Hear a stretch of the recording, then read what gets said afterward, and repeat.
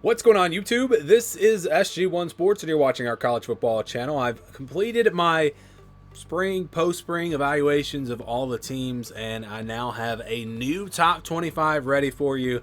Yes, there are some surprises. Yes, there are some changes from before spring. Part of that is due to transfers coming in or leaving. Also, just more evaluation of these teams and digging into the rosters a little bit more. I'll try to go as quick as I can and just give you some of my thoughts on each team and why I ranked them where I did. So we're going to start at the bottom, and we've got West Virginia 25, NC State 24, SMU 23, Louisville 22, and Kansas at number 21. And just because you see teams that have gone up or down, that doesn't necessarily mean that I feel a lot different about that team. It could be other teams around them, or maybe, again, I just dug into the roster a little bit more. So we'll start at 25 there, West Virginia, a team that I think a lot of people are sleeping on. You look at the offense, they should have a really good run game, quarterback returns, offensive line should be strong, good defensive line. Maybe some question marks on the back end of that defense, but overall, this should be a really solid team once again. And like I said, I think people are sleeping on West Virginia. NC State at number 24. Grayson McCall coming in at quarterback. That's going to be, of course, the big news here. They're pretty solid at running back and at wide receiver. Offensive line looks to be pretty strong. Roster-wise, some question marks on defense. I think they do maybe take a step back there, but this coaching staff usually does a good job of developing and putting out a good defense. So NC State should be okay there. Then you look at number 23, SMU. How will they translate to the Power 4 level offensively? They've got a really good group of running backs, one of the best in the country if you just look at that overall group. You look at Preston Stone back at quarterback, offensive line strong, defensive line is strong, and pretty good on the rest of the defense. So yeah, SMU I think is a top 25 team. Louisville at number 22, Tyler Shuck coming in, transfer quarterback. How well will he play? Should have a pretty good run game, good offensive line. The passing game is probably what I want to see how good can they be there. You look at the defensive side, and other than the linebacker position, this team should be really solid on defense. That is a concern for me, though, that linebacker spot. But still, Louisville overall should be good on defense. Then you look at Kansas at number 21. This is a team that has a lot coming back. Can Jalen Daniels stay healthy? They've got a really good running back room. Wide receiver is going to be strong with some transfers they've added in. You look at defense for them. Also a concern is that linebacker spot, just like with Louisville. I do love their cornerbacks. They should be really good there. So defending the pass should be a strength for Kansas this season. All right, let's move on to 16 through 20. Miami on the move up. They are, again, at number 20. You love what they've done in the transfer portal with Cam Moore. Now they add Damian Martinez at running back. We're talking about one of the better running backs in the country, and that's already a pretty good group overall with Miami. Wide receivers are very strong. They added a transfer there as well. Offensive line should be solid. Defensive line should be solid. Linebackers should be solid. Secondary is where I'm most concerned about Miami. We'll see if that is a weakness for them or if they can take care of that. Iowa at number 19, we know what they're going to be on defense. They're going to be really strong there, especially at linebacker, especially at safety. Offensive line should be really good. Run game should be good, but it's all about the passing game. Can they find one at Iowa? That's the big question mark. If they can figure out how to throw the football, this team could be right there among the best teams in the Big Ten because the defense is going to be really good, but of course that is a question mark. All right, Tennessee at number 18. Offense is not going to be a concern for them. I really like what they've got coming back. The young quarterback, Nico, I think he's going to be really good. You look at their running backs, their receivers, very strong. Offensive line, maybe not quite as good as last year. Defense, front seven should be strong. I'm concerned about the secondary, though, for Tennessee. I think that could definitely be a weakness, and that's the area where, again, that's keeping me from ranking them a little bit higher. Clemson at number 17, they also dropped. Really don't feel much different about Clemson. I mean, they didn't add anyone in the transfer portal, so it's really the same thing we've been expecting from Clemson. I just wonder about the Garrett Riley offense in year two. Is it going to make a big jump forward? If that's the case, I think this team's going to be very dangerous. Maybe the favorites in the ACC. Offensive line, is it going to be good enough? Secondary going to be good enough? we shall see. But overall, this should be a very solid team once again. And then Oklahoma, number 16. No question marks on defense for them. They're absolutely loaded on that side of the ball. One of the better defenses in the country. Where I'm concerned about them, and I've said this before, Jackson Arnold, how good is he going to be? We know about the potential, but doesn't really have a lot of game experience. So how good is he going to be? Because I think they're pretty solid at running back and wide receiver. But the biggest question mark is going to be the offensive line. This team lost almost everyone off that offensive line. So I'm definitely concerned about the Oklahoma offensive line. And that's what's keeping them from potentially being a top 10 team. All right, number 15 is Missouri. They've dropped a little bit. I really, again, don't feel much different about them. You love what they've got on offense. The passing game should be really good. Defense, they lost some players. I think this could be more like an average defense. I think they will not be as good on that side of the ball. So that's why they're not quite as high as maybe I thought. LSU at number 14. This is a pretty talented team. Garrett Nussmeier takes over at quarterback. A nice emerging group of young receivers, running backs. Offensive line should be really good. Defensive line, secondary, maybe some question marks there on defense. The linebacker spot, though, going to be the strength.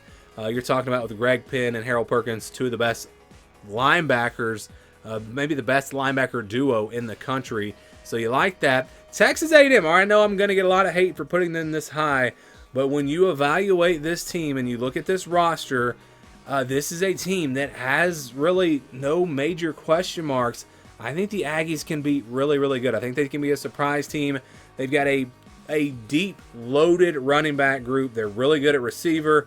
Connor Wigman coming back from injury at quarterback. He is one of the better quarterbacks in the SEC. Offensive line should be strong. Defensive line should be strong. Linebackers may be average, but secondary should also be strong. And we're talking about Mike Elko, a guy that went to Duke with way less talent than he's going to have at Texas A&M, and he immediately turned them around and made them a good team in year one. So you add a great coach, and then you add a lot of talent on the roster. That's why I'm so high on Texas A&M. Maybe this backfires on me. We'll see. But I think the Aggies have a chance to be really, really good and surprise a lot of people. Michigan at number 12. Some question marks on offense. Alex Orji at quarterback. Can he get it done, or do they maybe go another route? Donovan Edwards, of course, back at running back. Receivers, question marks there. Who's going to step up? Tight end should help that out. But still, I think the offensive line will be strong again. I think the defense will be really, really good once again. Not as good as last year, but still should be really strong. Linebacker, maybe an area where they could get a little bit better. But still, this should be a really good defense. And it's just going to be a matter of the offense. What can they do on that side of the ball? Utah at number 11. This is a team that really a lot of people are hyping up, and I'm high on Utah as well. Not just because Cam Rising is coming back, but when you just look at the entire roster, they're pretty strong across the board. Offensive line, is that maybe a little bit of a concern? I think they'll be good. Can they be great? And kind of the same thing with their cornerbacks. I think they'll be good, but can they be great? Can they be good enough to maybe contend with the best teams in the country if they were to get to the college football playoff? We'll see about that. Let's get to number 10. That's Florida State. Same spot that I had them in before. The Noles look really good. Now, wide receiver is one area.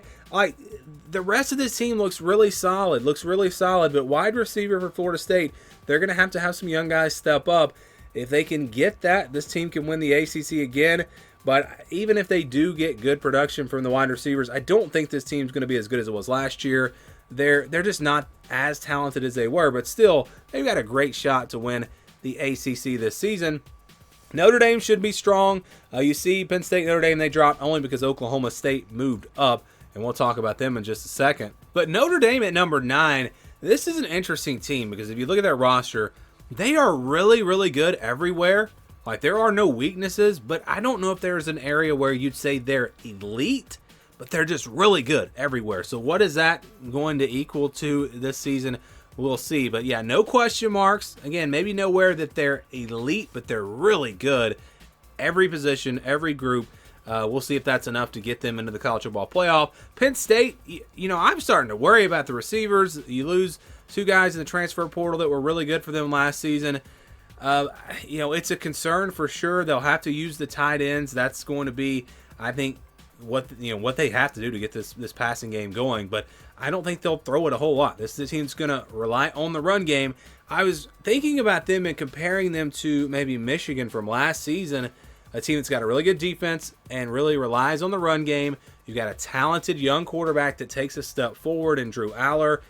But they are missing, Michigan did have some playmakers at wide receiver that Penn State just doesn't have. And I don't think this Penn State defense is going to be as good as the defense for Michigan from last season. So I don't see this being, a national championship team. But a top 10 team is, and, very similar to last year, should be very good. Oklahoma State's another team. So if you notice, Oklahoma State, Texas A&M, those are the big risers for me in this top 25. I feel really good about both of these teams, a lot better than I did before. Again, maybe I did a little bit more research. But, yeah, Oklahoma State is going to be very dangerous. And I think they should be the favorites in the Big 12. You look at their offense, no question marks. They have a ton of production, experience coming back. You've got Ollie Gordon back at running back, one of the best in the country. Then you look at the defense, one of the best linebacker groups in the country. Secondary should be very strong. Defensive line, maybe the one area where they're not going to be great.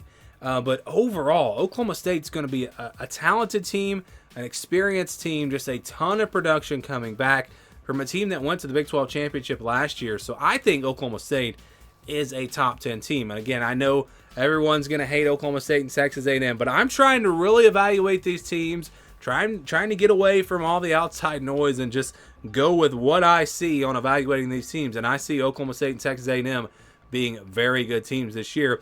Alabama dropped one spot. This is still going to be a good team. They did a pretty good job filling some holes in the transfer portal. You look at offense, Jalen Milroe, can he take a step forward in the passing game? That's really the only question mark. I'd say that the passing game overall, wide receiver, they're going to have some young guys there that need to step up. So that is, maybe a bit of a concern. I wouldn't say a concern, but can they win a national championship with the passing attack they have? I don't know. Offensive line should be strong. Defense should be good. You look at the linebackers, that's going to be the strength. We talked about Oklahoma State, Alabama, both teams with really good linebackers. Alabama with a strong defensive line, really good at safety. Cornerback is going to be their biggest concern. Going to rely on some young players there. So if they go up against a good passing team, that could be a problem for the Crimson Tide. All right, let's go to the top 5.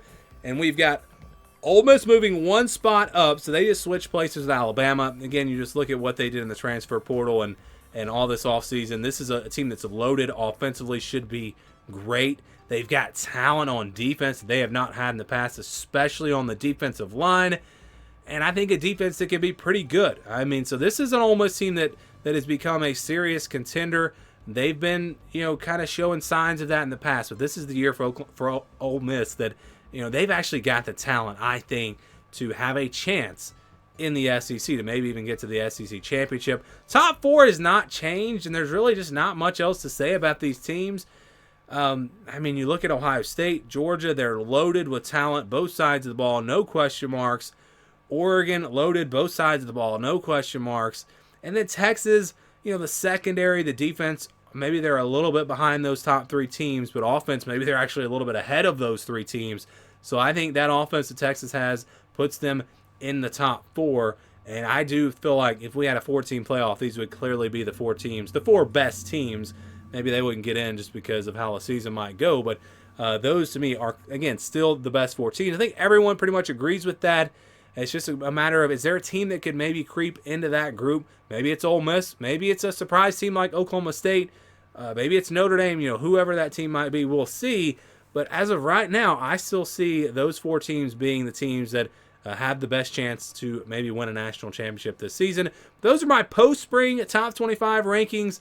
We'll go through the rest of the summer now, and we'll have preseason rankings and see if anything changes. But that's how I feel about it right now. Would love to get your thoughts, your rankings. Let me know what you think down in the comments below.